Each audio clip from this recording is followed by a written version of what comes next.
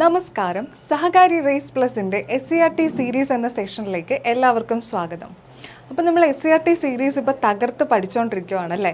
നിങ്ങൾ ഓരോ ചാപ്റ്റേഴ്സായിട്ട് പഠിച്ചു വന്നു. ഇപ്പോൾ നമ്മൾ 6th സ്റ്റാൻഡേർഡിൻ്റെ ക്ലാസ്സാണ് ഇപ്പോൾ നോക്കിക്കൊണ്ടിരിക്കുന്നത്. ടെക്സ്റ്റ് ബുക്കാണ് നമ്മൾ ഓരോ ചാപ്റ്റേഴ്സായിട്ട് കവർ ചെയ്തുകൊണ്ടിരിക്കുന്നത്. അപ്പോൾ ഇന്ന് നമുക്ക് നോക്കാൻ പോകുന്നത് SCRTയിലെ ക്ലാസ് 6ലെ ഫ്രം അഗ്രികൾച്ചർ ടു ഇൻഡസ്ട്രി അല്ലെങ്കിൽ കൃഷിയിൽ നിന്ന് വ്യവസായത്തിലേക്ക് എന്ന് പറയുന്ന ഒരു പാഠഭാഗമാണ്. ഇത് എക്കണോമിക്സുമായിട്ടൊക്കെ ബന്ധപ്പെട്ട് നമുക്ക് പഠിക്കാൻ വേണ്ട ഒരു ചാപ്റ്ററാണ് ഈ ഒരു കൃഷിയിൽ നിന്ന് വ്യവസായത്തിലേക്ക് എന്ന് പറയുന്നത്. അപ്പോൾ നമുക്ക് ഈ ഒരു ചാപ്റ്ററിൽ പ്രത്യേകിച്ച് പറയുന്നത് എന്താണെന്ന് വെച്ച് കഴിഞ്ഞാൽ, നമ്മൾ ഈ ഒരു SCRTയുടെ സോഷ്യൽ സയൻസ് ക്ലാസ് സ്റ്റാർട്ട് ചെയ്തപ്പോൾ തന്നെ എങ്ങനെയാണ് ആദിമ മനുഷ്യൻ കൃഷിയിൽ നിന്നും വ്യവസായത്തിലോട്ട് അല്ലെങ്കിൽ അവരുടെ ആ ഒരു ജേർണി എങ്ങനെയായിരുന്നു എന്നുള്ളതാണ് നിങ്ങൾ ബാക്കിയുള്ള ചാപ്റ്റേഴ്സിലൊക്കെ പഠിച്ചത്. അപ്പോൾ ആ കൃഷിയിൽ നിന്ന് തന്നെ വ്യവസായത്തിലോട്ട് എത്തുന്നത് എങ്ങനെയാണ്, അല്ലെങ്കിൽ എന്തൊക്കെയാണ് എക്കണോമിക് ആക്ടിവിറ്റി, സാമ്പത്തിക പ്രവർത്തനങ്ങൾ എന്തൊക്കെയാണ്, അതുമായിട്ട് ബന്ധപ്പെട്ട കുറച്ച് കാര്യങ്ങളൊക്കെയാണ് നമ്മൾ ഈ ഒരു ചാപ്റ്ററിൽ പഠിക്കുന്നത്. അപ്പോൾ ഡയറക്റ്റായിട്ട് നമുക്ക് ക്ലാസ്സിലോട്ട് കടക്കാം. ആദ്യം തന്നെ നോക്കിക്കേ, ഒരു ഫസ്റ്റ് പേജിൽ ഈ ഒരു ചാപ്റ്ററിൻ്റെ ഫസ്റ്റ് പേജിൽ തന്നിരിക്കുന്നത് ഇങ്ങനെ ഒരു കവിതയാണ് തന്നിട്ടുള്ളത്. വൈലോപ്പിള്ളി ശ്രീധര മേനോൻ്റെ ഒരു കവിതയാണ്. നമുക്കതൊന്ന് ജസ്റ്റ് ഒന്ന് വായിച്ചു നോക്കാം. നിങ്ങൾക്കറിയാമല്ലേ, PSC പരീക്ഷയിൽ ചില ഉദ്ധരണികൾ തരാറുണ്ട്. കവിതയുടെ ആദ്യത്തെ ഒരു പോർഷനൊക്കെ തന്നിട്ട് ഇത് ഏത് കവിതയിലെയാണ് അല്ലെങ്കിൽ ഇത് ആരാണ് എഴുതിയത് എന്നൊക്കെ ചോദിക്കാറുണ്ട്. അപ്പം നമുക്ക് ജസ്റ്റ് ഇതൊന്ന് വായിച്ചു നോക്കാം. പണ്ട് പിതാമഹർ കാട്ടിൻ നടുവിൽ ചിന്തകൾ ഉരസിടും അക്കാലം വന്നു പിറന്നിതു ചെന്നിടമോളും വാളു കണക്കൊരു തീനാളം കാടും പടലും വെണ്ണീറാക്കി കനകക്കതിരിനു വളമേക്കി കഠിനമിരുമ്പ് കുഴമ്പാക്കി പല കരുനിര വാർത്തു പണിക്കേകി. അപ്പോൾ ഈ ഒരു കവിത എവിടെ നിന്നാണ് എടുത്തിട്ടുള്ളത്? അവലംബം പന്തങ്ങൾ എന്ന് പറയുന്ന ഒരു കവിതാ ഭാഗത്തിൽ വൈലോപ്പിള്ളി ശ്രീധര മേനോൻ്റെ ഒരു കവിതയാണ് ഈ തന്നിരിക്കുന്നത്. വലിയ ഇമ്പോർട്ടൻ്റ് ആയിട്ട് ഈ ഒരു പാഠഭാഗമായിട്ട് നോക്കുമ്പോൾ ഇല്ല, പക്ഷേ എങ്കിലും നിങ്ങൾ എന്ത് ചെയ്യുക, ഇതൊന്ന് വായിച്ചു വെക്കുക. പരീക്ഷയ്ക്ക് ചിലപ്പോൾ ചോദിച്ചു കഴിഞ്ഞാൽ ഇത് ആരുടെ കവിതയാണ്? വൈലോപ്പിള്ളി ശ്രീധര മേനോൻ്റെ പന്തങ്ങൾ എന്ന് പറയുന്ന ഒരു കവിതയിൽ നിന്ന് എടുത്തിട്ടുള്ളതാണ്. അപ്പോൾ ഇതിലെന്താണ് ഇതിൻ്റെ ഒരു അടിസ്ഥാനം എന്താ? ഈ കവിതയുടെ മനുഷ്യൻ തങ്ങളുടെ ചുറ്റുപാടിനെ രൂപപ്പെടുത്തി കൃഷി ആരംഭിച്ചതിനെ കുറിച്ചാണ് വൈലോപ്പിള്ളി ഈ കഥയിലൂടെ അവതരിപ്പിച്ചിരിക്കുന്നത്. അതായത് നമ്മൾ ഈ ഒരു പാഠഭാഗത്ത് പഠിക്കാൻ പോകുന്നതും കൃഷിയെക്കുറിച്ചൊക്കെ തന്നെയാണ്. വ്യവസായം, കൃഷിയിൽ നിന്ന് എങ്ങനെയാണ് വ്യവസായത്തിലോട്ട് എത്തിയത് എന്നൊക്കെ ഉള്ളതാണ്. അപ്പോൾ അതുമായിട്ട് ബന്ധപ്പെട്ടിട്ടുള്ളൊരു കവിതയാണ് ഈ തന്നിരിക്കുന്നത്. ഓക്കെ, വലിയ ഇമ്പോർട്ടൻ്റ് ആയിട്ടില്ല, ജസ്റ്റ് ഒന്ന് നിങ്ങൾ നോക്കി വെച്ചിരുന്നാൽ മാത്രം മതി. അടുത്തത് നോക്കിക്കേ, ഭൂമി, മനുഷ്യ അധ്വാനം എന്നീ ഘടകങ്ങളാണ് ആദ്യകാലത്ത് കാർഷികോൽപാദനത്തിനായി മനുഷ്യർ പ്രയോജനപ്പെടുത്തിയിരുന്നത്. ഉൽപാദനം വർദ്ധിപ്പിക്കുന്നതിനും ഭൂമി കൃഷിയോഗ്യമാക്കുന്നതിനും അക്കാലത്ത് കൂടുതൽ അധ്വാനം വേണ്ടി വന്നിരുന്നു. കാലക്രമേണ ഇരുമ്പിൽ നിർമ്മിച്ച മൂർച്ചയുള്ളതും ഉറപ്പുള്ളതുമായ ഉപകരണങ്ങൾ ഉപയോഗപ്പെടുത്തി കൂടുതൽ ഭൂപ്രദേശങ്ങൾ കൃഷിയോഗ്യമാക്കി. ഇത് ഭക്ഷ്യോൽപാദനം വർദ്ധിപ്പിക്കാൻ സഹായിച്ചു. അപ്പോൾ ആദ്യകാലത്ത് എന്താണ്, ഭൂമിയും അതുപോലെ മനുഷ്യ അധ്വാനവും ആണ് ആദ്യകാലത്ത് കാർഷിക ഉൽപാദനത്തിന് വേണ്ടിയിട്ട് ഉപയോഗിച്ചിട്ടുണ്ടായിരുന്നത്. ഉൽപാദനം വർദ്ധിപ്പിക്കുന്നതിന് വേണ്ടിയിട്ടും കൃഷിയോഗ്യമാക്കുന്നതിനും അക്കാലത്ത് കൂടുതൽ എന്ത് വേണമായിരുന്നു? അധ്വാനം വേണ്ടിയിരുന്നു. കാലക്രമേണ ഇരുമ്പിൽ നിർമ്മിച്ച മൂർച്ചയുള്ളതും ഉറപ്പുള്ളതുമായ ഉപകരണങ്ങൾ ഉപയോഗപ്പെടുത്തി കൂടുതൽ ഭൂപ്രദേശങ്ങൾ കൃഷിയോഗ്യമാക്കി. നമ്മൾ പഠിച്ചിട്ടുണ്ടല്ലേടാ, ആദ്യമൊക്കെ കോപ്പറായിരുന്നു, ചെമ്പായിരുന്നു ഉപയോഗിച്ചിരുന്നത്. പിന്നെ അത് വെങ്കലയുഗമായി, പിന്നെ അത് ഇരുമ്പിലോട്ട് വന്ന് കൂടുതൽ എന്താണ്, ഇരുമ്പിൻ്റെ ആയുധങ്ങൾ ഉപയോഗിച്ചാണ് ഭൂമിയെ കൃഷിയോഗ്യമാക്കിയത്. സോ ഇവിടെ ഒരു കൃഷിയുടെ ഒരു ജേർണി പറയുന്നതാണ്, ഒരു ഇൻട്രോ പോലെ. കൃഷി വ്യാപകമായതോടെ ഉൽപാദനം വർദ്ധിപ്പിക്കുകയും അത് മിച്ചോൽപാദനത്തിന് വഴി തെളിക്കുകയും ചെയ്തു.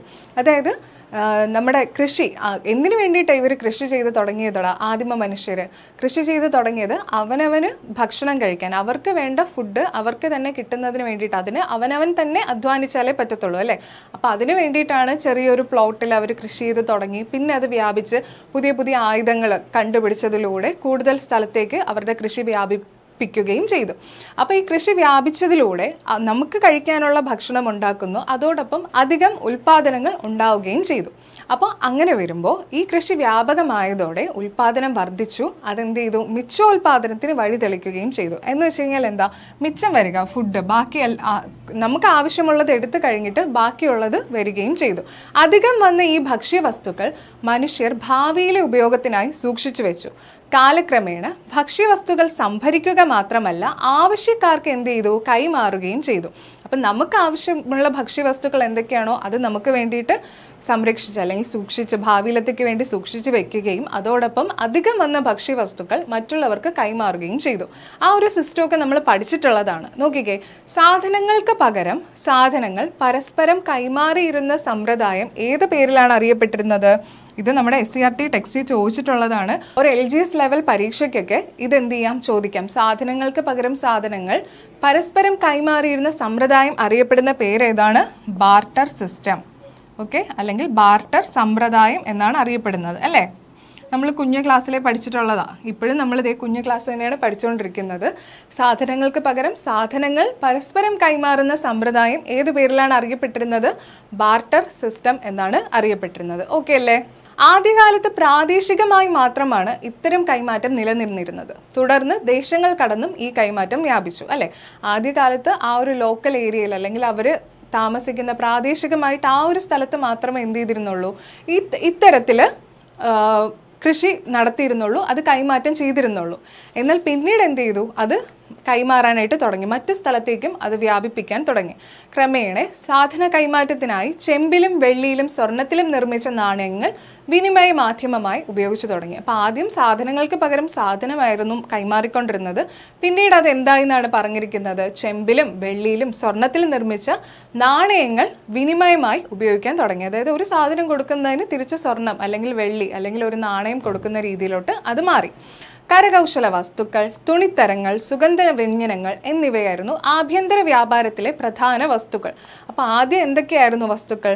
കരകൗശല വസ്തുക്കൾ, അതുപോലെ തന്നെ തുണിത്തരങ്ങൾ, സുഗന്ധ വ്യഞ്ജനങ്ങൾ എന്നിവയായിരുന്നു ആഭ്യന്തര വ്യാപാരത്തിൽ, അതായത് ലോക്കലി ആ ഒരു സ്ഥലത്തേക്ക് മാത്രം ഉൾപ്പെട്ടിരുന്ന വ്യാപാരങ്ങൾ എന്ന് പറയുന്നത് എന്തായിരുന്നു? കരകൗശല വസ്തുക്കളും തുണിത്തരങ്ങളും സുഗന്ധ വ്യഞ്ജനങ്ങൾ എന്നിവയൊക്കെയായിരുന്നു. സാധനങ്ങളുടെ കൈമാറ്റം പിക്കാലത്തേക്ക് വിദൂര ദേശങ്ങൾ തമ്മിലും ആരംഭിച്ചു. ആദ്യം ആ ഒരു ഏരിയയിലായിരുന്നു, പിന്നീട് എന്ത് ചെയ്തു? ദൂരെയുള്ള സ്ഥലങ്ങളിലോട്ട് സാധനങ്ങൾ കൈമാറ്റാനായിട്ട് തുടങ്ങി. ഇത് നമ്മൾ പഠിക്കുന്ന എന്താണ്? കൃഷിയിൽ നിന്ന് എങ്ങനെയാണ് വ്യവസായത്തിലോട്ട് വന്നത്, അതിൻ്റെ ആ ഒരു ഇൻട്രൊഡക്ഷനാണ് ഈ ഒരു ചാപ്റ്ററിൽ പറയുന്നത്. അപ്പം നിങ്ങൾ അങ്ങനെ തന്നെ കേട്ടിരിക്കുക. ഓക്കെ, വിദേശ വ്യാപാരം പുതിയ വ്യാപാര പാതകൾ രൂപപ്പെടുത്തുന്നതിന് വഴിയൊരുക്കി. അങ്ങനെയാണ് നമ്മൾ എന്ത് ചെയ്യുന്നത്? ഈ ഒരു വ്യാപാരത്തിലോട്ട് വരുന്നത്. ആ ഒരു ജേണി, ആ ഒരു കൃഷിയിൽ നിന്നും നമുക്ക് വേണ്ട ഭക്ഷ്യവസ്തുക്കൾ ഉണ്ടാക്കി നമുക്കുള്ള ആവശ്യത്തിനുള്ളത് കഴിഞ്ഞപ്പോൾ വീണ്ടും അധികം ഭക്ഷ്യവസ്തുക്കൾ ഉണ്ടാകാനായിട്ട് തുടങ്ങി, അല്ലെങ്കിൽ ഇരിക്കുന്നു അധികം. നമുക്ക് വേണ്ട സാധനങ്ങൾ എടുത്തു കഴിഞ്ഞിട്ടും അധികമുണ്ട്. അപ്പം നമ്മൾ എന്ത് ചെയ്യാൻ തുടങ്ങി? അത് മറ്റുള്ളവർക്ക് കൈമാറാനായിട്ട് തുടങ്ങി. ആദ്യം അത് പ്രാദേശിക രീതിയിലായിരുന്നു, പിന്നീട് അത് വിദൂര വ്യാപാരത്തിലേക്ക് വഴിയൊരുക്കി. ഏഷ്യ ഭൂഖണ്ഡത്തിലെ കിഴക്കും പടിഞ്ഞാറും തമ്മിലും ഏഷ്യ, യൂറോപ്പ്, ആഫ്രിക്ക എന്നിവ തമ്മിലുമുള്ള വാണിജ്യ ബന്ധം നിലനിർത്തിയിരുന്ന പട്ടുപാത എന്താണടാ? സിൽക്ക് റൂട്ട് ഇതിന് ഉദാഹരണമാണ്. സിൽക്ക് റൂട്ടിനെ പറ്റി ഇത് ഇവിടെ പറയുന്നുണ്ട്.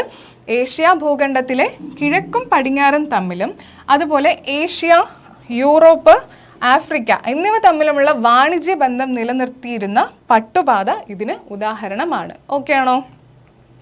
അടുത്തത് നോക്കാം. കൃഷിയുടെ വ്യാപനം എങ്ങനെയായിരുന്നു, അതായത് വ്യവസായം എന്നതിലോട്ട് എത്തിയത് എങ്ങനെയാണ് എന്നുള്ളൊരു ഫ്ലോ ചാർട്ടാണ് ഈ തന്നിരിക്കുന്നത്. കൃഷിയുടെ വ്യാപനം, അത് കഴിഞ്ഞ് എന്ത് ചെയ്തു? മിച്ചോൽപാദനം, അതായത് ഭക്ഷ്യവസ്തുക്കൾ, മിച്ചം വന്നിട്ടുള്ള ഭക്ഷ്യവസ്തുക്കളെ നമ്മൾ എന്ത് ചെയ്യാൻ തുടങ്ങി? ആദ്യം അത് പിന്നത്തേക്ക് വേണ്ടിയിട്ട് അല്ലെങ്കിൽ നാളത്തേക്ക് എടുക്കാൻ വേണ്ടിയിട്ട് അതിനെ സംരക്ഷിച്ചു, സുരക്ഷിതമായിട്ട് നമ്മൾ ആ ഭക്ഷ്യവസ്തുക്കൾ വെക്കാൻ തുടങ്ങി. പിന്നീട് എന്ത് ചെയ്തു? അതാണ് ഈ ഉൽപ്പന്ന സംഭരണം എന്ന് പറയുന്നത്. ആ അധികം വന്ന ഭക്ഷ്യവസ്തുക്കൾ പിന്നീട് നമ്മൾ എന്ത് ചെയ്യാൻ തുടങ്ങി? കൈമാറ്റം ചെയ്യാൻ തുടങ്ങി. അതാണ് ഈ ഉൽപ്പന്ന കൈമാറ്റം. ഉൽപ്പന്ന കൈമാറ്റം എങ്ങനെയാണ് നടന്നത്? ചന്തകൾ അല്ലെങ്കിൽ അങ്ങാടികളിൽ കൊണ്ടുപോയി സാധനങ്ങൾ വിറ്റ്, അങ്ങനെയായിരുന്നു. ആദ്യകാലത്ത് നമ്മൾ പഠിച്ചതാണ് ബാർട്ടർ സിസ്റ്റം എന്നുള്ള രീതിയായിരുന്നു. സാധനങ്ങൾക്ക് പകരം സാധനം കൊടുക്കുന്ന രീതിയായിരുന്നു. പിന്നീട് അത് എന്തായി മാറി? കച്ചവട കേന്ദ്രങ്ങൾ അല്ലെങ്കിൽ നഗരങ്ങൾ, ഇന്ന് കാണുന്ന രീതിയിൽ കച്ചവട കേന്ദ്രങ്ങൾ അല്ലെങ്കിൽ നഗരങ്ങൾ എന്നുള്ളൊരു തലത്തിലോട്ട് മാറി. മനസ്സിലായോ? അപ്പോൾ ഈ രീതിയിലാണ് നമ്മുടെ കൃഷിയുടെ വ്യാപനം നടന്നത്. ഓക്കെ, അപ്പോൾ നമ്മൾ കൃഷിയുടെ വ്യാപനമാണ് കണ്ടത്. എങ്ങനെയായിരുന്നു? ഈ ഒരു ഫ്ലോ ചാർട്ട് കണ്ടു കഴിഞ്ഞാൽ നിങ്ങൾക്ക് മനസ്സിലാവും. കൃഷിയുടെ വ്യാപനം, മിച്ചോൽപാദനം. ആദ്യം മിച്ചോൽപാദനം, അതായത് നമുക്ക് ആവശ്യമുള്ള ഭക്ഷ്യവസ്തുക്കൾ നമുക്ക് ആവശ്യമുള്ളത് എടുത്തതിന് ശേഷം അല്ലെങ്കിൽ അത് സംരക്ഷിച്ച് വെച്ചിരുന്നതിന് ശേഷം നാളത്തേക്ക് വേണ്ടിയിട്ട് എന്താണോ നമുക്ക് അധികം വന്ന ഭക്ഷ്യവസ്തുക്കളെല്ലാം ഉൽപ്പന്ന സംഭരണികളാക്കി മാറ്റി വെച്ചു. അത് പിന്നീട് എന്തായി മാറി? ഉൽപ്പന്ന കൈമാറ്റം, അതായത് ആവശ്യമുള്ളത് എടുത്തു കഴിഞ്ഞ് പിന്നെ അധികമുള്ള ഭക്ഷ്യവസ്തുക്കളെയാണ് നമ്മൾ കൈമാറ്റം ചെയ്യാൻ തുടങ്ങിയത്. അത് പിന്നീട് എന്തായി? ഉൽപ്പന്ന കൈമാറ്റമായി. ഉൽപ്പന്ന കൈമാറ്റം എങ്ങനെയാണ് നടക്കുന്നത്? ചന്തകൾ അല്ലെങ്കിൽ അങ്ങാടികൾ. പണ്ട് ബാർട്ടർ സിസ്റ്റം ആയിരുന്നപ്പോൾ ഒരു സാധനം കൊടുക്കുമ്പോൾ അതിന് പകരം മറ്റൊരു സാധനം തരുന്ന രീതിയായിരുന്നു.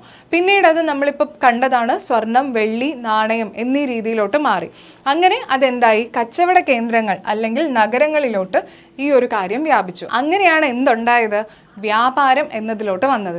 SCERTയിൽ വ്യാപാരം എന്നതിനെ കുറിച്ച് ഒരു ഡെഫിനേഷൻ തന്നിട്ടുണ്ട്, അല്ലെങ്കിൽ അതിനെക്കുറിച്ച് പറഞ്ഞിട്ടുള്ളത് ഇങ്ങനെയാണ്: പ്രതിഫലം ഈടാക്കി സാധനങ്ങളോ സേവനങ്ങളോ കൈമാറ്റം ചെയ്യുന്ന പ്രക്രിയയാണ് വ്യാപാരം. നോക്കിക്കേടാ, പ്രതിഫലം ഈടാക്കി സാധനങ്ങൾ അല്ലെങ്കിൽ സേവനങ്ങൾ കൈമാറ്റം ചെയ്യുന്ന പ്രക്രിയയാണ് എന്തെന്ന് പറയുന്നത്? വ്യാപാരം എന്ന് പറയുന്നത്. പ്രതിഫലം, അതായത് നമ്മൾ കൊടുക്കുന്ന ഒരു സാധനമാവാം അല്ലെങ്കിൽ അതിനൊരു സേവനമാവാം, അതിനൊരു പ്രതിഫലം ഉണ്ടാവും അല്ലേ? ആ പ്രതിഫലം ഈടാക്കി ചെയ്യുന്ന കാര്യങ്ങളെയാണ് എന്തെന്ന് പറയുന്നത്? വ്യാപാരം എന്ന് പറയുന്നത്. അത് സാധനമായിരിക്കാം, സേവനമായിരിക്കാം, എന്ത് തന്നെ ആയാലും അവിടെ ഒരു പ്രതിഫലമുണ്ട്. ആ പ്രതിഫലം കിട്ടുന്ന അല്ലെങ്കിൽ പ്രതിഫലം ഈടാക്കി സാധനങ്ങൾ അല്ലെങ്കിൽ സേവനങ്ങൾ കൈമാറ്റം ചെയ്യുന്ന പ്രക്രിയയാണ് വ്യാപാരം എന്നതുകൊണ്ട് ഉദ്ദേശിക്കുന്നത്. ക്ലിയർ ആണല്ലോ? അപ്പൊ ഇനി അടുത്തത് നോക്കിക്കേ. നമ്മുടെ ചന്ദ്രഗുപ്ത മൗര്യന്റെ മന്ത്രിയായിരുന്ന കൗടില്യന്റെ ഒരു വാചകമാണ് ഇവിടെ കൊടുത്തിരിക്കുന്നത്. അർത്ഥശാസ്ത്രത്തിൽ നിന്നും എടുത്തിട്ടുള്ളതാണ്. സാമ്പത്തിക പ്രവർത്തനങ്ങളെ കുറിച്ചാണ് പറഞ്ഞിരിക്കുന്നത്. നമുക്കൊന്ന് വായിച്ചു നോക്കാം. അഭിവൃദ്ധിയുടെ മൂല കാരണം സാമ്പത്തിക പ്രവർത്തനങ്ങളാണ്. അതിന്റെ അഭാവം ഗുരുതരമായ ദുരിതം കൊണ്ടുവരുന്നു. ഫലവത്തായ സാമ്പത്തിക പ്രവർത്തനങ്ങളുടെ അഭാവം നിലവിലെ അഭിവൃദ്ധിയെയും ഭാവിയിലെ വളർച്ചയെയും അപകടപ്പെടുത്തുന്നു എന്നാണ് പറഞ്ഞിരിക്കുന്നത്. അതായത് എന്താണ്? ഒരു പ്രോസ്പെരിറ്റി അല്ലെങ്കിൽ നമ്മുടെ ഒരു രാജ്യത്ത് പുരോഗതി ഉണ്ടാകണമെങ്കിൽ അവിടെ സാമ്പത്തിക പ്രവർത്തനങ്ങൾ അനിവാര്യമാണെന്നാണ് കൗടില്യൻ പറഞ്ഞിരിക്കുന്നത്. ഫലവത്തായ സാമ്പത്തിക പ്രവർത്തനങ്ങളുടെ അഭാവം നിലവിലെ അഭിവൃദ്ധിയെയും ഭാവിയിലെ വളർച്ചയെയും അപകടപ്പെടുത്തുന്നു എന്നാണ്. അതായത് സമൂഹത്തിൽ നല്ലൊരു രീതിയിലുള്ള ഒരു സാമ്പത്തിക പ്രവർത്തനം നടന്നാലേ അതിപ്പോഴാണെങ്കിലും ഭാവിയിലത്തേക്കാണെങ്കിലും നമുക്ക് ഉപകാരപ്പെടുള്ളൂ. അതില്ല എന്നുണ്ടെങ്കിൽ, നല്ല രീതിയിലുള്ള ഒരു സാമ്പത്തിക പ്രവർത്തനമല്ല നടക്കുന്നതെങ്കിൽ അതെന്ത് ചെയ്യും എന്നാണ് പറഞ്ഞിരിക്കുന്നത്? ഭാവിയിലെ അഭിവൃദ്ധിയെയും വളർച്ചയെയും, നമ്മുടെ സമൂഹത്തിന്റെ, നമ്മുടെ രാജ്യത്തിന്റെ അഭിവൃദ്ധിയെയും വളർച്ചയും അത് അപായപ്പെടുത്തും എന്നാണ് പറഞ്ഞിരിക്കുന്നത്. കൗടില്യന്റെ വാചകങ്ങളാണ് കൊടുത്തിരിക്കുന്നത് നമ്മുടെ SCERTയിലെ ക്ലാസ് 6ലെ അഗ്രികൾച്ചർ ടു ഇൻഡസ്ട്രി അല്ലെങ്കിൽ കൃഷിയിൽ നിന്നും വ്യവസായത്തിലേക്ക് എന്ന് പറയുന്ന ചാപ്റ്ററിൽ തന്നിട്ടുള്ള ഒരു വാചകമാണ് കൗടില്യന്റെ. ഓക്കെ ആണല്ലോ? അടുത്തത് നോക്കിക്കേടാ. അപ്പൊ എന്താണ് ഈ സാമ്പത്തിക പ്രവർത്തനങ്ങൾ? നമ്മുടെ കൗടില്യന്റെ വാചകം ഇവിടെ നമ്മൾ കണ്ടു. സാമ്പത്തിക പ്രവർത്തനങ്ങളാണ് രാജ്യത്തിന്റെ പുരോഗതിയെ നയിക്കുന്നത് അല്ലെങ്കിൽ അഭിവൃദ്ധിയിലേക്ക് നയിക്കുന്നത് എന്നൊക്കെ പറഞ്ഞു. അപ്പൊ എന്താണ് ഈ സാമ്പത്തിക പ്രവർത്തനങ്ങൾ? വരുമാനം ലഭ്യമാകുന്ന പ്രവർത്തനങ്ങളാണ് സാമ്പത്തിക പ്രവർത്തനങ്ങൾ. അതായത് സാമ്പത്തിക പ്രവർത്തനങ്ങൾ എന്ന് വെച്ച് കഴിഞ്ഞാൽ എന്താണ്? എക്കണോമിക് ആക്ടിവിറ്റീസ് ആണ്. എക്കണോമിക് ആക്ടിവിറ്റീസ്, വരുമാനം ലഭ്യമാകുന്ന പ്രവർത്തനങ്ങളാണ് സാമ്പത്തിക പ്രവർത്തനങ്ങൾ. സാമ്പത്തിക പ്രവർത്തനങ്ങൾ സാധ്യമാകുന്നത് ഉൽപാദനം എന്ന പ്രക്രിയയിലൂടെയാണ്. വരുമാനം ലഭ്യമാകുന്ന, അതായത് ഒരു പ്രവർത്തനം അവിടെ നടക്കുമ്പോൾ ആ പ്രവർത്തനത്തിലൂടെ നമുക്ക് സാമ്പത്തിക നേട്ടം അല്ലെങ്കിൽ വരുമാനം ലഭിക്കുന്നുണ്ടെങ്കിൽ അതിനെയാണ് നമ്മൾ എന്തെന്ന് പറയുന്നത്? സാമ്പത്തിക പ്രവർത്തനങ്ങൾ എന്ന് പറയുന്നത്. എങ്ങനെയാണ് ഈ ഒരു സാമ്പത്തിക പ്രവർത്തനങ്ങൾ സാധ്യമാകുന്നത്? ഉൽപാദനം എന്ന പ്രക്രിയയിലൂടെയാണ്. ഉൽപാദനം എന്ന പ്രക്രിയയിലൂടെയാണ് സാമ്പത്തിക പ്രവർത്തനങ്ങൾ സാധ്യമാകുന്നത്. അതായത് പ്രൊഡക്ഷൻ. ഓക്കെ, പ്രൊഡക്ഷൻ എന്ന പ്രക്രിയയിലൂടെയാണ് എന്ത് സാധ്യമാകുന്നത്? സാമ്പത്തിക പ്രവർത്തനം സാധ്യമാകുന്നത്. അപ്പൊ നോക്കുക, എന്താണ് സാമ്പത്തിക പ്രവർത്തനങ്ങൾ? വരുമാനം ലഭ്യമാകുന്ന പ്രവർത്തനങ്ങളാണ് സാമ്പത്തിക പ്രവർത്തനങ്ങൾ. സാമ്പത്തിക പ്രവർത്തനങ്ങൾ സാധ്യമാകുന്നത് ഉൽപാദനം എന്ന പ്രക്രിയയിലൂടെയാണ്. അപ്പോൾ ഓക്കെ ആണല്ലോ? എന്താണ് സാമ്പത്തിക പ്രവർത്തനങ്ങൾ എന്ന് പറയുന്നത്? വരുമാനം ലഭ്യമാകുന്ന പ്രവർത്തനങ്ങളാണ് സാമ്പത്തിക പ്രവർത്തനങ്ങൾ.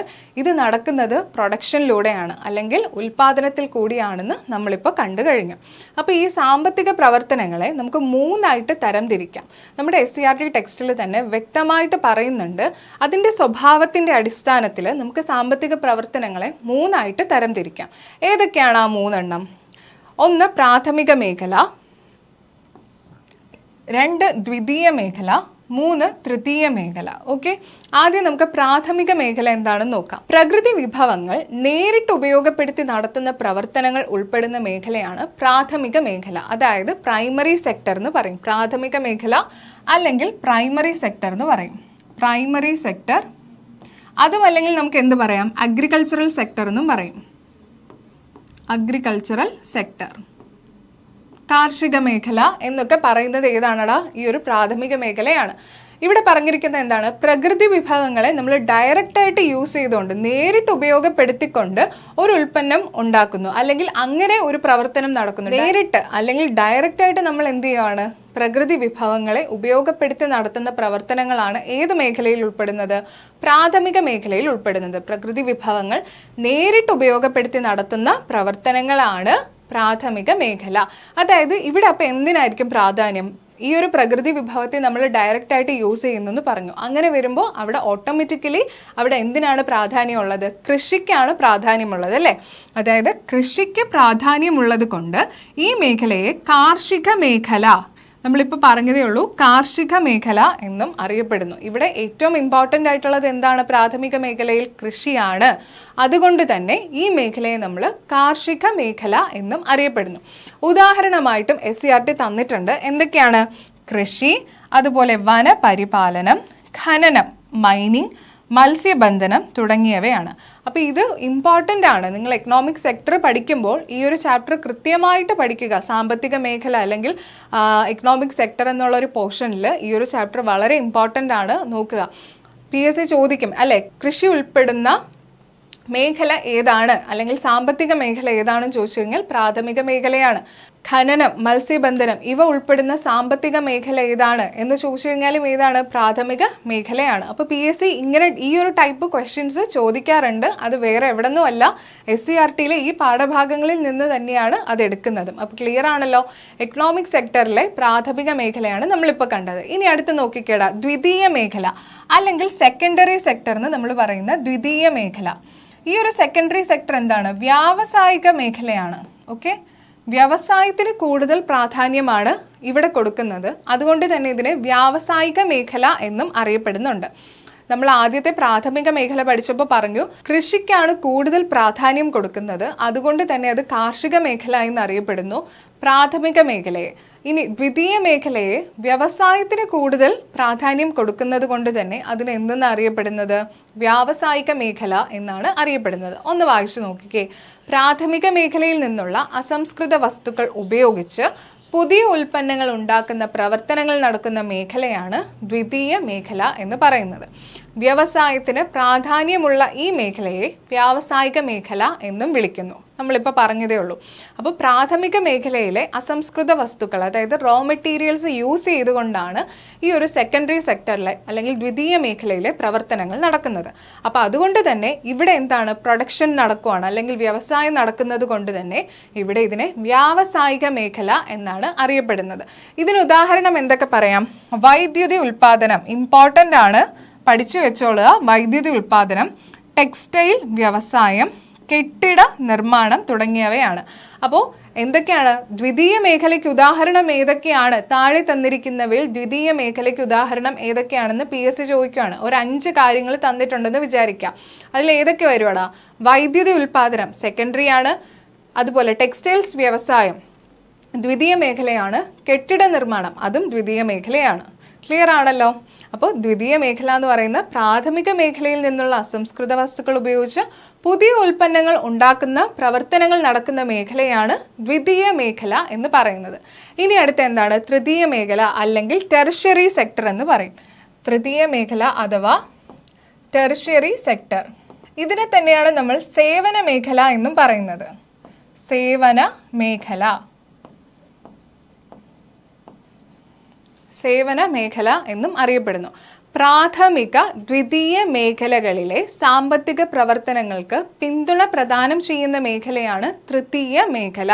അതായത് ടെർഷ്യറി സെക്ടർ എന്ന് പറയുന്നത് പ്രൈമറി സെക്ടറിൻ്റെയും അതുപോലെ സെക്കൻഡറി സെക്ടറായ ദ്വിതീയ മേഖലയുടെയും സാമ്പത്തിക പ്രവർത്തനങ്ങൾക്ക് ഒരു സപ്പോർട്ട് കൊടുക്കുന്ന ഒരു പിന്തുണ പ്രദാനം ചെയ്യുന്ന മേഖലയാണ് നമുക്ക് തൃതീയ മേഖല എന്ന് പറയുന്നത്. അപ്പോൾ ഇതൊരു സ്റ്റേറ്റ്മെന്റ് ആയിട്ട് ചോദിക്കാം. തൃതീയ മേഖലയ്ക്ക് ഒരു സ്റ്റേറ്റ്മെന്റ്, ആദ്യത്തെ ഒരു സ്റ്റേറ്റ്മെന്റ് ആയിട്ട് ഇങ്ങനെ തരാം: പ്രാഥമിക ദ്വിതീയ മേഖലകളിലെ സാമ്പത്തിക പ്രവർത്തനങ്ങൾക്ക് പിന്തുണ പ്രദാനം ചെയ്യുന്നു എന്ന് പറഞ്ഞാൽ ആ ഒരു സ്റ്റേറ്റ്മെന്റ് തെറ്റാണോ ശരിയാണോ? ശരിയാണ്. കാരണം SCERTയിൽ പറഞ്ഞിട്ടുണ്ട് പ്രാഥമിക മേഖലയിലെയും ദ്വിതീയ മേഖലയിലെയും പ്രവർത്തനങ്ങൾക്ക് ഒരു ഹെൽപ്പ് അല്ലെങ്കിൽ ഒരു അതിനെ സപ്പോർട്ട് ചെയ്യുന്ന, പിന്തുണ കൊടുക്കുന്ന ഒരു മേഖലയാണ് ടെർഷ്യറി സെക്ടർ അഥവാ തൃതീയ മേഖല എന്ന് പറഞ്ഞാൽ അത് കറക്റ്റായിട്ടുള്ള ഒരു സ്റ്റേറ്റ്മെന്റ് ആണ്.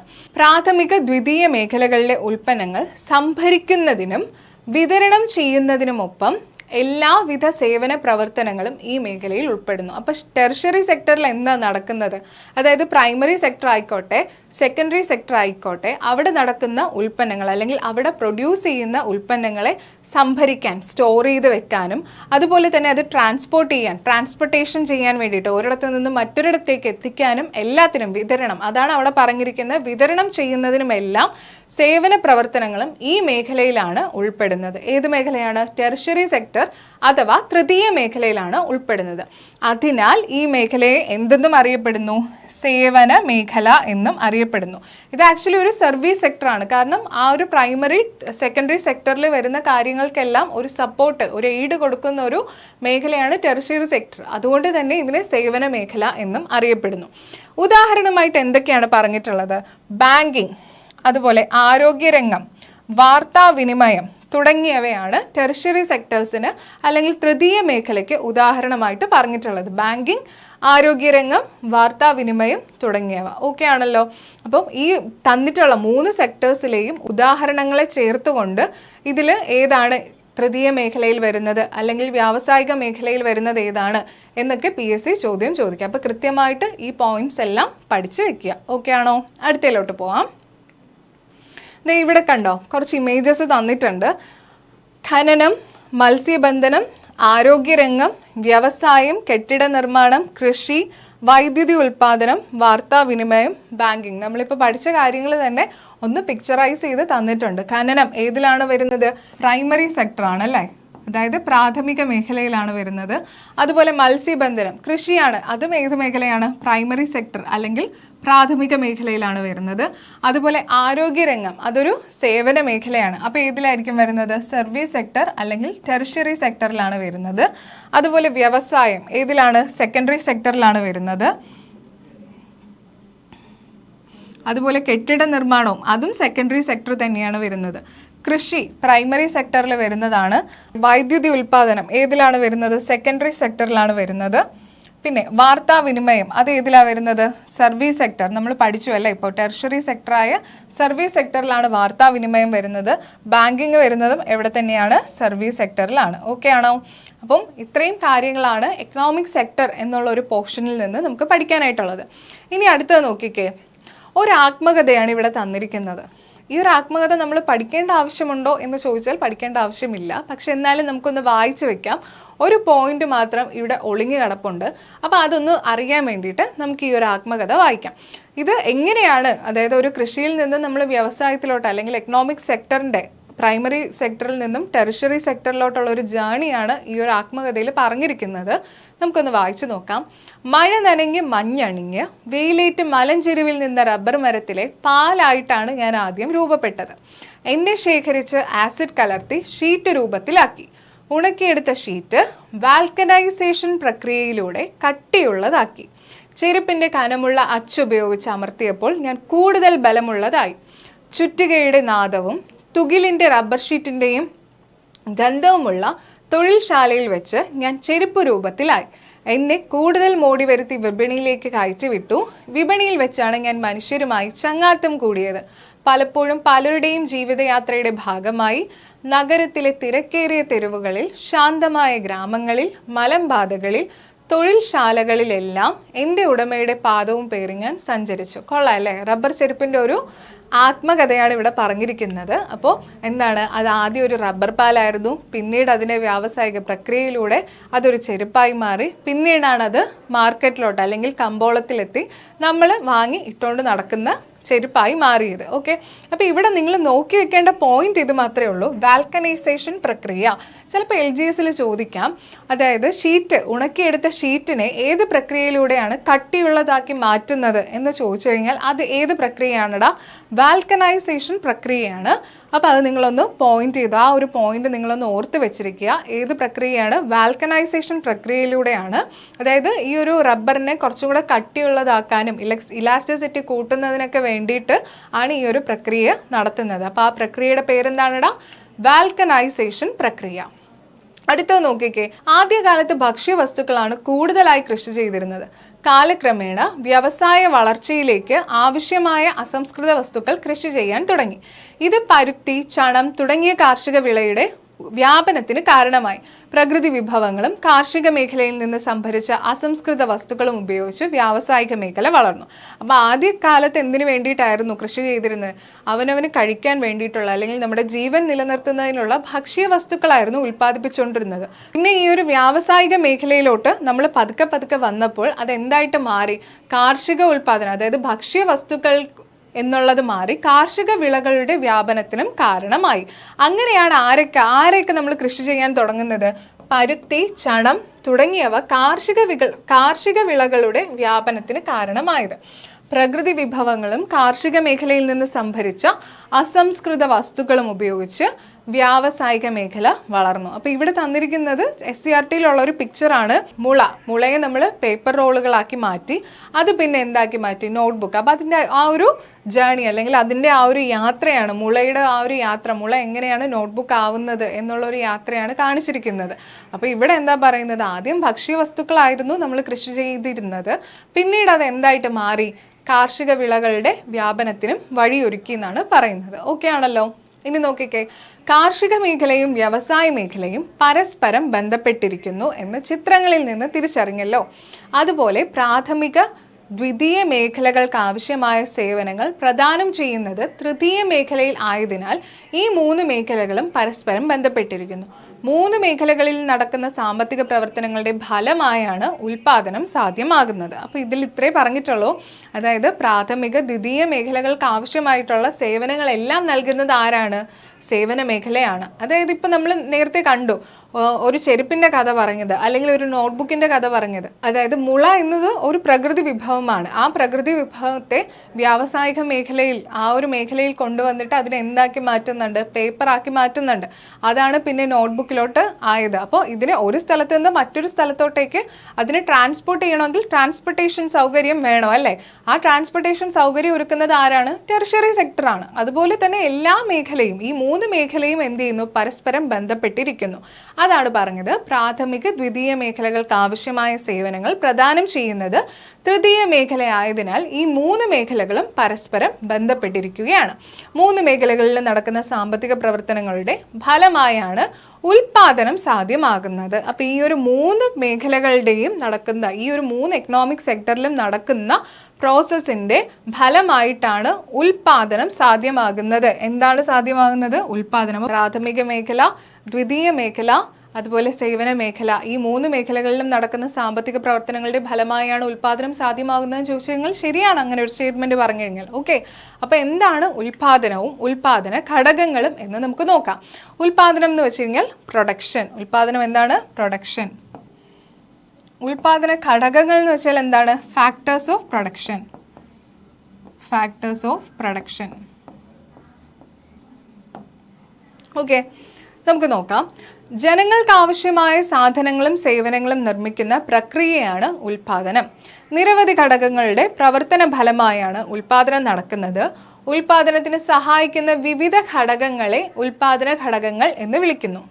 അപ്പൊ എന്താണടാ പറഞ്ഞിരിക്കുന്നത്? ജനങ്ങൾക്ക് ആവശ്യമായിട്ടുള്ള സാധനങ്ങളും സേവനങ്ങളും, നമുക്ക് ആവശ്യമായിട്ടുള്ള ഗുഡ്സും സർവീസസും സാധനങ്ങളും സേവനങ്ങളും നിർമ്മിക്കുന്ന പ്രക്രിയയാണ് ഉൽപാദനം എന്ന് പറയുന്നത്, അല്ലെങ്കിൽ പ്രൊഡക്ഷൻ എന്ന് പറയുന്നത്. ഒരുപാട് ഘടകങ്ങളുടെ ഫലമായിട്ടാണ് ഈ ഒരു ഉൽപാദനം നടക്കുന്നത്.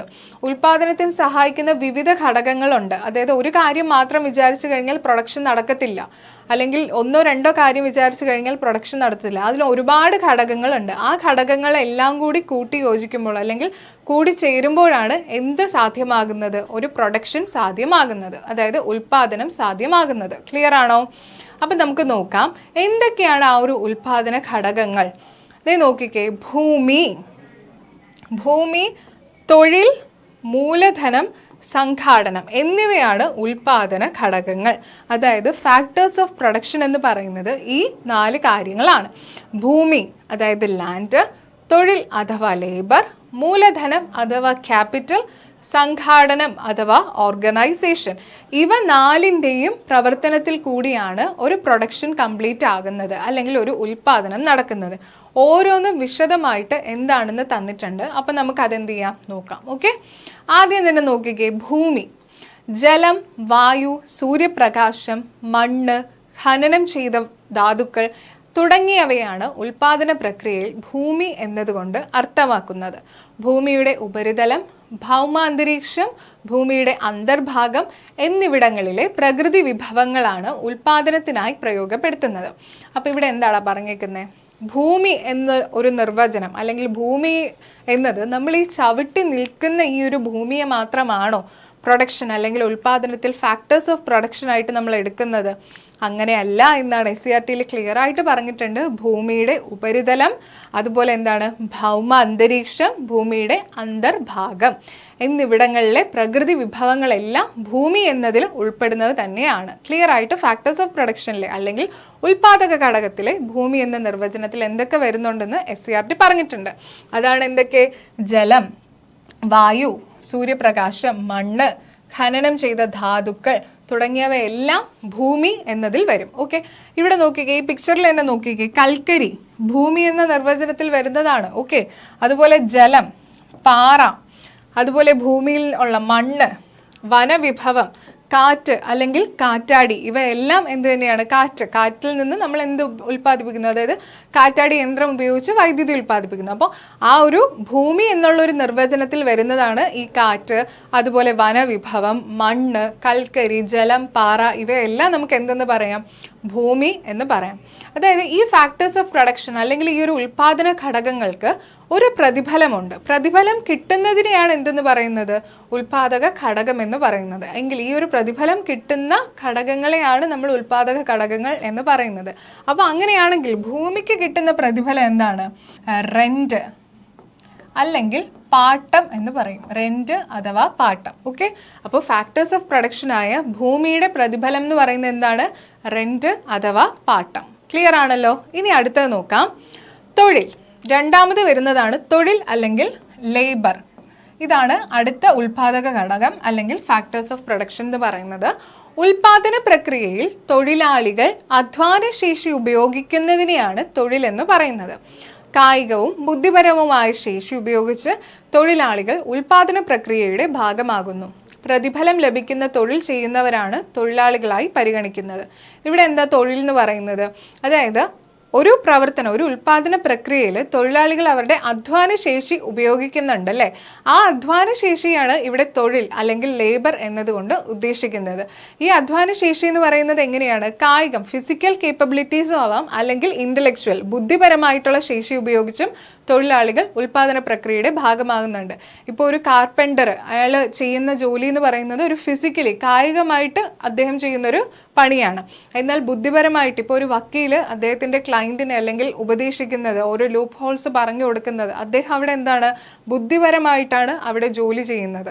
അപ്പോൾ അങ്ങനെ വരുമ്പോൾ കായികമായിട്ടും നമ്മുടെ ഫിസിക്കൽ കേപ്പബിലിറ്റീസും വരാം, അതുപോലെ ബുദ്ധിപരമായിട്ടുള്ള ഇന്റലക്ച്വൽ കേപ്പബിലിറ്റീസും തൊഴിലിൽ ഉൾപ്പെടാം. അതാണ് പറഞ്ഞിരിക്കുന്നത്. പ്രതിഫലം ലഭിക്കുന്ന തൊഴിൽ ചെയ്യുന്നവരെയാണ് തൊഴിലാളികൾ ആയി പരിഗണിക്കുന്നത്. അപ്പോൾ തൊഴിലാളികൾക്ക് എന്ത് പ്രതിഫലമായിരിക്കും കിട്ടുന്നത്?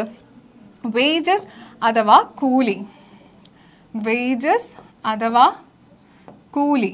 ഓക്കെ, ഇതാണ് ഏതിൽ വരുന്നത്? തൊഴിൽ എന്ന ഫാക്ടേഴ്സ് ഓഫ് പ്രൊഡക്ഷനിൽ വരുന്നത് അല്ലെങ്കിൽ ഉൽപാദക ഘടകത്തിൽ വരുന്നത്. ക്ലിയർ ആണല്ലോ? ഇനി അടുത്ത മൂന്നാമത്തെ ഫാക്ടർ ഓഫ് പ്രൊഡക്ഷൻ ആണ് മൂലധനം അഥവാ ക്യാപിറ്റൽ. മൂലധനം അല്ലെങ്കിൽ എന്താണ്? ക്യാപിറ്റൽ.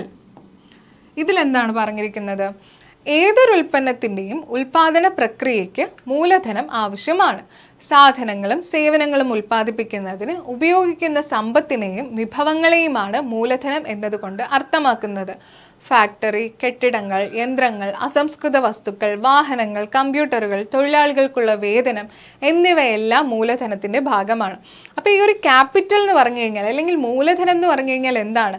എന്തൊരു കാര്യം നമ്മൾ പ്രൊഡ്യൂസ് ചെയ്താലും ഏതൊരു പ്രൊഡക്ഷൻ പ്രോസസ്സിലാണെങ്കിലും ഏറ്റവും അത്യാവശ്യമായിട്ടുള്ള ഒരു കാര്യമാണ് മൂലധനം എന്ന് പറയുന്നത്.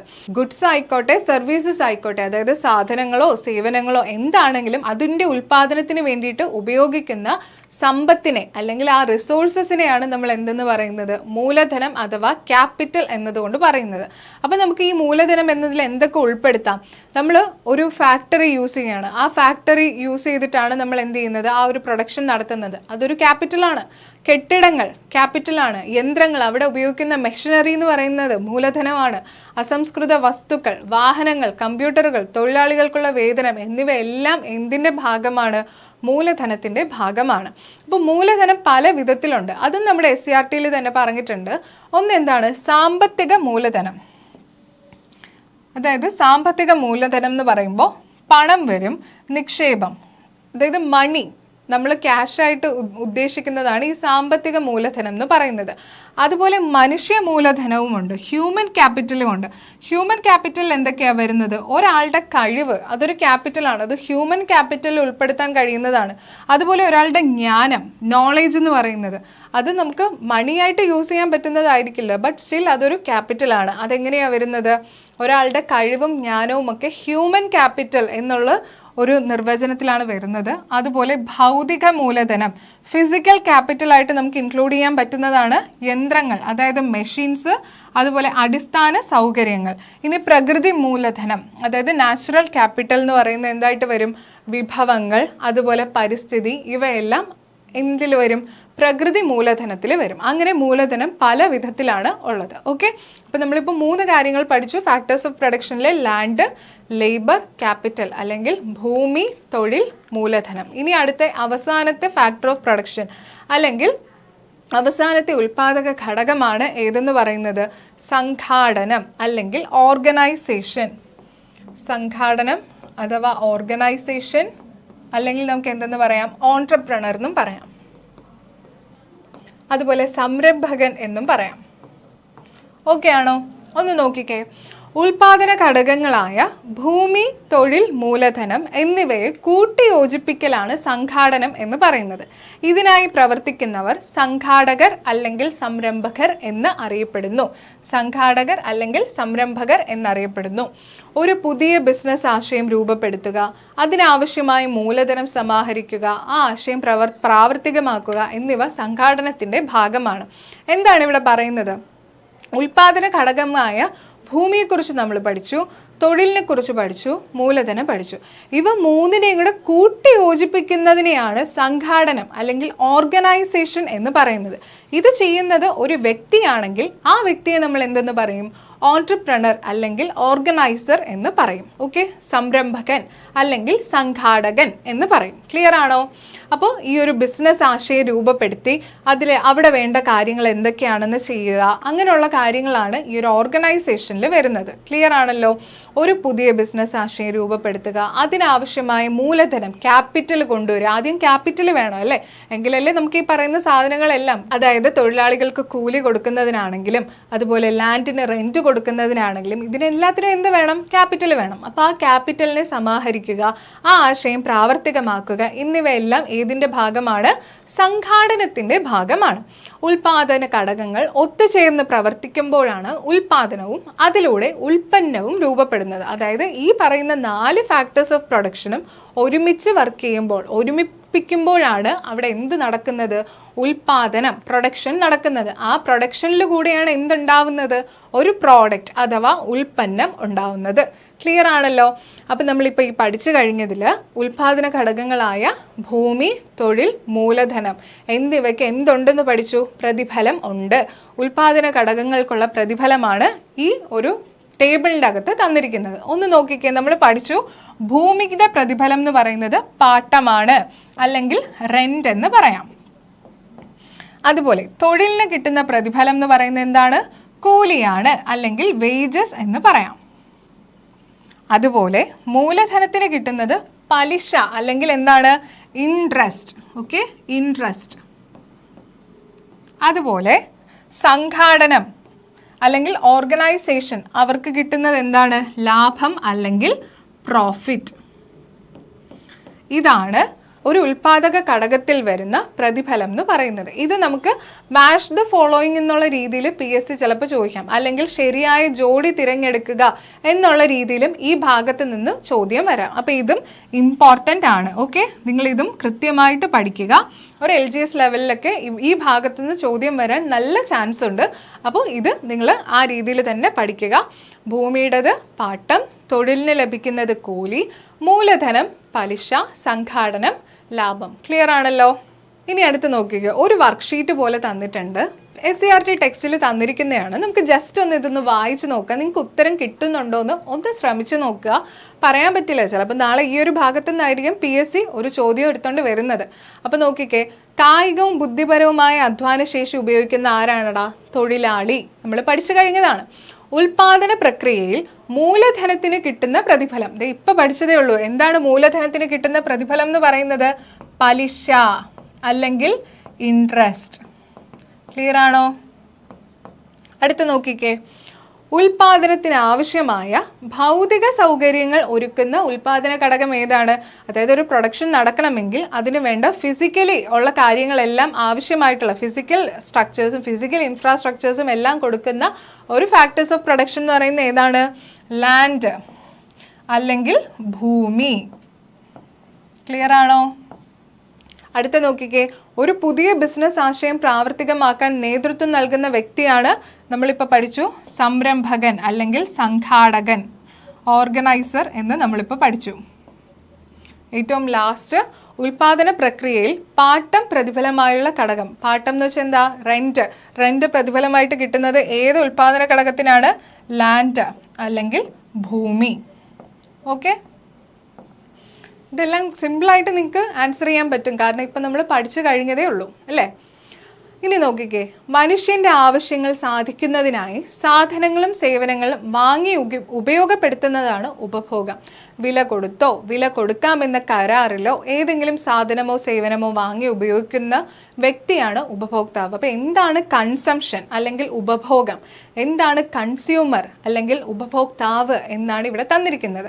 മനുഷ്യന്റെ ആവശ്യങ്ങൾ സാധിക്കുന്നതിന് വേണ്ടി നമുക്ക് എന്താണോ നമ്മുടെ നീഡ്സ് അല്ലെങ്കിൽ നമ്മുടെ ആവശ്യം എന്താണ്, അതിന് വേണ്ടിയിട്ടാണ് നമ്മൾ ഈ സാധനങ്ങളും സേവനങ്ങളും, നമ്മുടെ ആവശ്യത്തിനനുസരിച്ചാണ് നമ്മൾ സാധനങ്ങളും സേവനങ്ങളും വാങ്ങി ഉപയോഗിക്കുന്നത്. അതിനെയാണ് ഉപഭോഗം അഥവാ കൺസംഷൻ എന്ന് പറയുന്നത്. ഓക്കെ, വില കൊടുത്തോ, ഒന്നുകിൽ വില കൊടുത്ത് നമ്മൾ വാങ്ങും, അല്ലെങ്കിൽ പിന്നീട് തരാം, അതാണ് വില കൊടുക്കാം എന്ന കരാറിൽ വാങ്ങുന്നത്.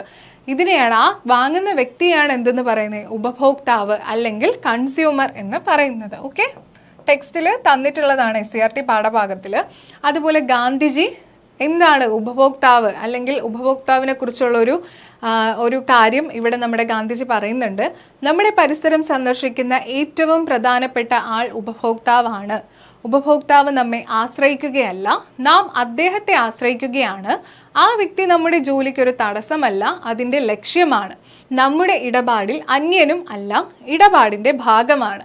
ആ വ്യക്തിക്ക് സേവനം നൽകുന്നത് വഴി നമ്മൾ ഔദാര്യം ചെയ്തു കൊടുക്കുകയല്ല ചെയ്യുന്നത്, സേവിക്കാനുള്ള അവസരം ഒരുക്കി കൊടുക്കുന്നത് വഴി നമുക്കൊരു ഔദാര്യം ചെയ്തു തരികയാണ് ചെയ്യുന്നത് എന്നാണ് ഉപഭോക്താവിനെ കുറിച്ച് ഗാന്ധിജി ഇവിടെ പറഞ്ഞിരിക്കുന്നത്. ഓക്കെ, അപ്പോൾ അത് ജസ്റ്റ് നിങ്ങളൊന്ന് വായിച്ചു വെച്ചിരുന്നാൽ മതി. അടുത്തതായിട്ട് നോക്കിക്കേ, സാധനങ്ങൾ വാങ്ങുമ്പോഴും സേവനങ്ങൾ ഉപയോഗപ്പെടുത്തുമ്പോഴും ഉപഭോക്താവ് എന്ന നിലയിൽ എന്തൊക്കെ അവകാശങ്ങളാണ് നമുക്ക് കിട്ടേണ്ടതെന്നാണ് പറഞ്ഞിരിക്കുന്നത്. അതായത് നമ്മൾ കൺസ്യൂമർ പ്രൊട്ടക്ഷൻ റൈറ്റ് ഒക്കെ നമ്മൾ പഠിച്ചിട്ടുണ്ടല്ലേ. അപ്പോൾ അതുമായിട്ട് ബന്ധപ്പെട്ട ഒരു ചെറിയൊരു പോർഷനാണ് ഈ ഒരു SCERTയുടെ അവസാനം തന്നിരിക്കുന്നത്. സാധനങ്ങൾ വാങ്ങുമ്പോഴും, നമ്മൾ സാധനം വാങ്ങാറുണ്ട് അല്ലെങ്കിൽ സർവീസസ് നമ്മൾ യൂസ് ചെയ്യാറുണ്ട്. അപ്പോൾ ഇതൊക്കെ യൂസ് ചെയ്യുമ്പോൾ ഒരു ഉപഭോക്താവ് അല്ലെങ്കിൽ ഒരു കൺസ്യൂമർ എന്ന നിലയിൽ അവരുടെ എന്തൊക്കെ അവകാശങ്ങളാണ് നമുക്ക് കിട്ടേണ്ടത് എന്നാണ് ചോദിക്കുന്നത്. അതുപോലെ നമ്മളൊരു പ്രോഡക്റ്റ് വാങ്ങുമ്പോൾ എന്തൊക്കെ കാര്യങ്ങൾ ശ്രദ്ധിക്കണം? അതിൻ്റെ ഗുണമേന്മ നല്ലതാണോ മോശമാണോ എന്ന് ശ്രദ്ധിക്കണം. വിൽപ്പനാനന്തര സേവനം, ആഫ്റ്റർ സെയിൽ സർവീസ്, അതുപോലെ വിശ്വാസ്യത, അളവിലും തൂക്കത്തിലും കൃത്യത, ഇതെല്ലാം എന്ത് തന്നെയാണ്? നമുക്ക് കിട്ടേണ്ട അവകാശങ്ങൾ തന്നെയാണ്. അല്ലെങ്കിൽ നമുക്ക് കിട്ടേണ്ട, ഒരു കൺസ്യൂമർ എന്ന നിലയിൽ അല്ലെങ്കിൽ ഒരു ഉപഭോക്താവ് എന്ന നിലയിൽ ഇത് കിട്ടാനുള്ള എല്ലാ അവകാശങ്ങളും അവനുണ്ട്. ഓക്കെ, ഉപഭോക്താവിന് കിട്ടേണ്ട അവകാശങ്ങൾ നിഷേധിക്കപ്പെട്ടാൽ ബന്ധപ്പെട്ട സർക്കാർ വകുപ്പുകളെയും ഉപഭോക്തൃ കോടതികളെയും സമീപിക്കാവുന്നതാണ്. ജില്ലാ സംസ്ഥാന ദേശീയ തലത്തിൽ ഉപഭോക്തൃ തർക്ക പരിഹാര കോടതികൾ നിലവിലുണ്ട്. ഉപഭോക്താക്കൾ ചൂഷണം ചെയ്യപ്പെടുന്നത് തടയുന്നതിന് വേണ്ടിയിട്ട് ശക്തമായിട്ടുള്ള നിയമങ്ങളുണ്ട്. ഉപഭോക്തൃ വിദ്യാഭ്യാസം എന്നിവ ആവശ്യമാണ്. നമ്മുടെ ആവശ്യങ്ങൾ എന്തൊക്കെയാണ് എന്ന് നമ്മൾ അവബോധരായിരിക്കണം. നമ്മുടെ ഒരു കൺസ്യൂമർ അല്ലെങ്കിൽ ഒരു ഉപഭോക്താവ് എന്ന നിലയിൽ നമുക്ക് എന്തെല്ലാം അവകാശമുണ്ട് എന്നതിനെ പറ്റി നമ്മൾ ബോധവാനായിരിക്കണം. അതിനാണ് ഈ ഒരു ആക്റ്റും, അതിലെന്തെങ്കിലുമൊക്കെ ഒരു ബുദ്ധിമുട്ടുണ്ടായി കഴിഞ്ഞാൽ അതിനു വേണ്ട നിയമ നടപടികൾ നടത്താനായിട്ടുള്ള സംവിധാനങ്ങൾ നമ്മുടെ സമൂഹത്തിൽ നിന്ന് അവൈലബിൾ ആണ്. ഓക്കെ, അപ്പോൾ ഇവിടെ പറഞ്ഞിട്ടുണ്ട് 1986 ഇന്ത്യയിൽ ഉപഭോക്തൃ സംരക്ഷണ നിയമം നിലവിൽ വന്നത്. ഇമ്പോർട്ടൻ്റ് ആണ്. ഇന്ത്യയിൽ ഉപഭോക്തൃ സംരക്ഷണ നിയമം നിലവിൽ വന്നത് എന്നാണെടാ? 1986. ജനജീവിതം മെച്ചപ്പെടണമെങ്കിൽ സാധനങ്ങളും സേവനങ്ങളും ആവശ്യമാണ്. പ്രകൃതി വിഭവങ്ങളും മനുഷ്യാധ്വാനവും സാങ്കേതിക വിദ്യയും ഉപയോഗപ്പെടുത്തിയാണ് സാധനങ്ങളും സേവനങ്ങളും ഉൽപ്പാദിപ്പിക്കുന്നത്. ഉൽപാദനം, മിച്ചോൽപാദനം, കൈമാറ്റ സമ്പ്രദായങ്ങൾ, സാങ്കേതിക വിദ്യ ചെലുത്തിയ സ്വാധീനം, വിപണികളുടെ വളർച്ച എന്നിവ സമ്പദ് വ്യവസ്ഥയുടെ പുരോഗതിയെ സ്വാധീനിക്കുന്നുണ്ട്. പ്രാഥമിക, ദ്വിതീയ, തൃതീയ മേഖലകളുടെ പരസ്പര ബന്ധവും സമ്പദ് വ്യവസ്ഥയെ ചലനാത്മകമാക്കുന്നു. ഇത് ഒരു സ്റ്റേറ്റ്മെന്റ് ആയിട്ട് വരാം. ലാസ്റ്റ് തന്നിരിക്കുന്നത് പ്രാഥമിക, ദ്വിതീയ, തൃതീയ മേഖലകളുടെ പരസ്പര ബന്ധം സമ്പദ് വ്യവസ്ഥയെ ചലനാത്മകമാക്കുന്നു എന്നൊരു സ്റ്റേറ്റ്മെന്റ് വന്നു കഴിഞ്ഞാൽ അത് ശരിയാണ്. ഓക്കെ, അപ്പൊ ഇത്രയും പാഠഭാഗത്ത് നിന്ന് വന്നിട്ടുള്ള കാര്യങ്ങളാണ്. ഈ ഒരു പോയിന്റ് ഒന്നും കൂടെ നോക്കുക. 1986 ഇന്ത്യയിൽ ഉപഭോക്തൃ സംരക്ഷണ നിയമം നിലവിൽ വന്നത്. പിന്നീട് അത് 2019 വന്നിട്ടുണ്ട് ഉപഭോക്തൃ സംരക്ഷണ നിയമം. അതായത് ഈ ഒരു 1986 നമ്മൾ ഓൺലൈൻ കസ്റ്റമേഴ്സ് അല്ലെങ്കിൽ ഓൺലൈൻ പർച്ചേസ്, ഇപ്പം ഇ-കൊമേഴ്സ് ഒക്കെ ഉണ്ടല്ലേ, അതിനെ പറ്റിയൊന്നും പറഞ്ഞിട്ടില്ല. അപ്പം അങ്ങനെ ഉള്ള കാര്യങ്ങളെല്ലാം ഇൻക്ലൂഡ് ചെയ്തുകൊണ്ട് വന്നിട്ടുള്ള ആക്റ്റാണ് 2019 ഉപഭോക്തൃ സംരക്ഷണ നിയമം എന്ന് പറയുന്നത്. അപ്പോൾ ക്ലിയർ ആണല്ലോ. അപ്പോൾ 6ാം ക്ലാസ്സിലെ കൃഷിയിൽ നിന്ന് വ്യവസായത്തിലേക്ക് എന്ന് പറയുന്ന ചാപ്റ്റർ നമ്മൾ ഇവിടെ പഠിച്ചു. എന്തൊക്കെയാണ് നമ്മൾ ആ ചാപ്റ്ററിൽ പഠിച്ചത്? സാമ്പത്തിക പ്രവർത്തനങ്ങൾ അല്ലെങ്കിൽ എക്കണോമിക് ആക്ടിവിറ്റീസ് എന്നാൽ എന്തൊക്കെയാണ്, അതുപോലെ പ്രൊഡക്ഷൻ അഥവാ ഉൽപാദനം എന്നാൽ എന്തൊക്കെയാണ്, ഉൽപാദനത്തെ സഹായിക്കുന്ന ഉൽപാദന ഘടകങ്ങൾ ഏതൊക്കെയാണ് എന്നുള്ള കാര്യങ്ങളൊക്കെ പഠിച്ചു. ഭൂമി, തൊഴിൽ, മൂലധനം, സംഘാടനം എന്നിവയാണ് 4 ഉൽപാദക ഘടകങ്ങൾ എന്ന് പഠിച്ചു. അവയ്ക്ക് കിട്ടുന്ന പ്രതിഫലം എന്താണെന്നുള്ളത് പഠിച്ചു. ലാസ്റ്റ് ഉപഭോക്തൃ സംരക്ഷണ നിയമത്തെക്കുറിച്ചും ചെറുതായിട്ടൊന്ന് പഠിച്ചു. അപ്പോൾ ഇത് ഇമ്പോർട്ടൻ്റ് ആണ്. നമ്മൾ വിചാരിക്കും ഈ ഒരു SCERT എന്ന് പറയുന്നത് കുഞ്ഞു കുട്ടികളുടെ ക്ലാസ്സിലുള്ള പുസ്തകങ്ങളല്ലേ, ഇതൊക്കെ നമ്മൾ പഠിക്കണോ എന്നുള്ളൊരു കൺഫ്യൂഷൻ തോന്നും, ഒരു മടി തോന്നും. പക്ഷേ ഇപ്പോൾ പഠിച്ചപ്പോൾ നിങ്ങൾക്ക് മനസ്സിലായില്ലേ? ഇനി നിങ്ങളൊരു PSCയുടെ പ്രീവിയസ് ഇയർ ക്വസ്റ്റ്യൻ എടുത്തു വെച്ച് നോക്കിക്കഴിഞ്ഞാൽ മനസ്സിലാവും ഈ പറഞ്ഞിട്ടുള്ളതിൽ നിന്ന് കൃത്യമായി ചോദ്യം വന്നിട്ടുണ്ട്. അതിനു വേണ്ടിയിട്ട് നമ്മളൊരു FTR സെഷനും ചെയ്യുന്നുണ്ട്. ഫൈൻഡിങ് ദ റൂട്ട്സ് എന്നും പറഞ്ഞിട്ട് കൃത്യമായിട്ടൊരു ചോദ്യം SCERT പാഠഭാഗത്തിൽ നിന്ന് എങ്ങനെയാണ് PSC ചോദിച്ചിട്ടുള്ളത് എന്നുള്ളതിനെ കുറിച്ചുള്ള ഒരു സെഷനാണ് ഫൈൻഡിങ് ദ റൂട്ട്സ് എന്ന് പറഞ്ഞിട്ടുള്ള സെഷൻ. അപ്പോൾ അവിടെ നോക്കിക്കഴിഞ്ഞാൽ നിങ്ങൾക്ക് അതും മനസ്സിലാവും.